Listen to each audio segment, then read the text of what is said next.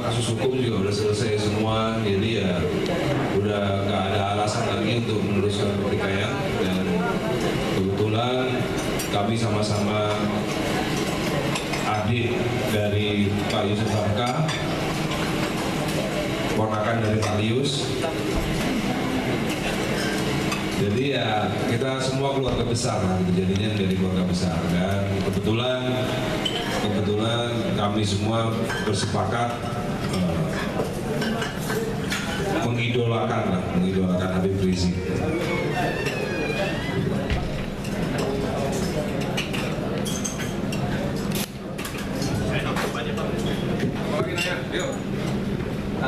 Tanggapan dari Pak Farad apa Faradnya gimana? Ya kalau gini, kalau mau diikuti dendam hati sih bisa aja. Mas Dhani masih dendam sama saya dendam sama beliau.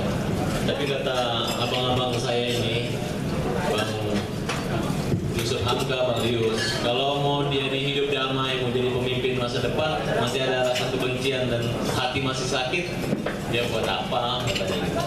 Kemudian saya tanya dulu awalnya, loh, bener nih serius, kami udah damai di pengadilan, cuman tidak seakrab dan tidak seperti saat inilah kira-kira. Jadi saya melihat, saya nggak mau dinilai bahwa saya besar hati untuk melupakan atau minta maaf untuk beliau. Saya anggap beliau juga lebih besar hatinya untuk mau berteman, mau bersahabat, memaafkan, melupakan tentang persoalan saya. Jadi persoalan ini udah bukan masalah antara hati kami dan hati Mas Dhani aja, tapi yang saya melihat kesamaan visinya adalah Mas Dhani bukan hanya memperbaiki diri, tapi memperbaiki bangsa ini.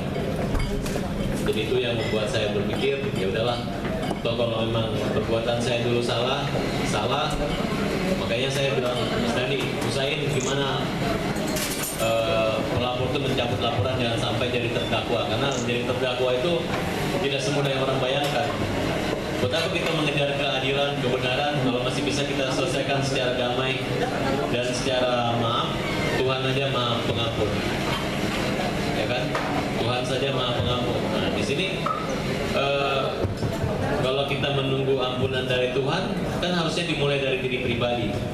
Apalagi presiden yang punya kekuasaan, ya Pak Presidennya ya biasa-biasa aja, ada pihak-pihak yang melaporkan. Ya di situ nanti kita akan mulai berbicara kembali. Ya mudah-mudahan ini kan hanya dinamika kehidupan berpolitik, berdemokrasi, berkuasa. Jadi pemimpin juga harus bercermin diri bahwa sikap dan kebijakan-kebijakan dia banyak yang tidak sesuai dengan rakyat. Kalau ada tokoh-tokoh seperti Mas Dhani, saya, ya kalau bisa, ya kita ini nggak pernah diundang ke istana. Jadi, tapi diberi kepercayaan untuk berbicara di panggung. Ya masalah ke depan, ya saya kan sudah mulai saat ini saya menjadi kuasa hukum beliau bersama dengan teman-teman yang lain. Ya otomatis kalau urusan pribadi-pribadi saya anggap sudah selesai lah sebenarnya. Tidak ada persoalan lagi saya menyelamatkan Mas Ahmad Dhani. Ya kalau dulu kan saya, kalau ada lagunya Mas Ahmad Dhani, saya nggak mau putarin ketika saya marah loh. Kalau ada yang nyanyi saya suruh berhenti.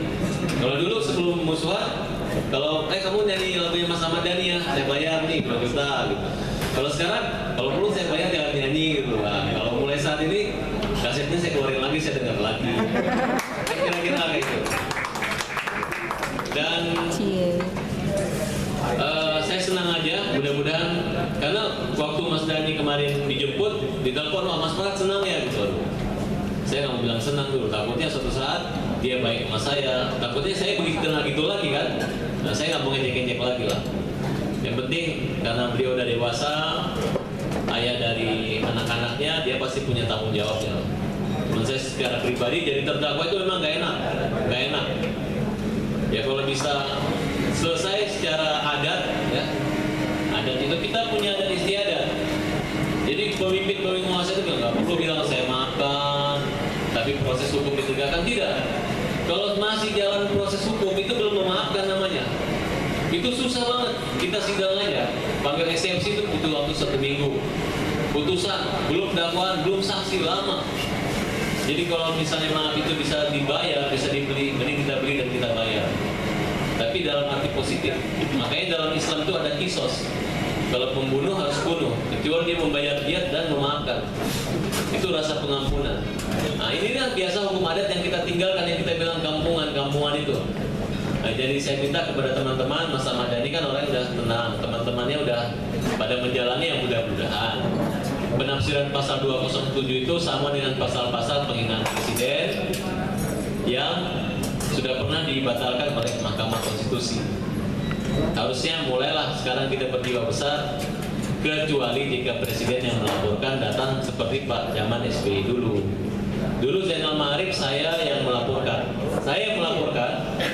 Kemudian yang dibuat sprindik dan diproses ada register perkara di pengadilan itu adalah laporannya Pak SBY langsung. Itu kena 310. Saya nulis dengan tesis saya tentang status hukum presiden sebagai pelapor atau terlapor dan pengaruh yang timbul terhadap jabatannya. Itu sudah jelas, Pak. Harus presiden sendiri yang buat laporan. Ya, itu aja, Pak. Terima kasih, Pak.